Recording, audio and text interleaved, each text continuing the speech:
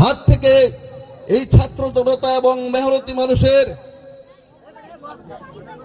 এই রাজপথে রক্ত দিতে হয়েছে। এই 5 আগস্টকে সম্মান করবে আমরা এবং এই শহীদ ছাত্র পথচারীদের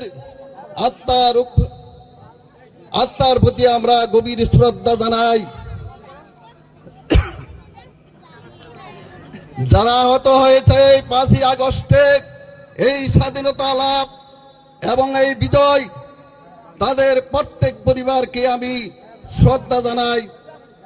পাশাপাশি এই বিজয় আমাদের ধরে রাখতে হবে। এই বিজয়কে আমরা প্রতি বৎসর স্মরণ করব এবং স্মরণে রাখব এবং নব্য প্রজন্মকে এইগুলি মনে রাখতে হবে। এই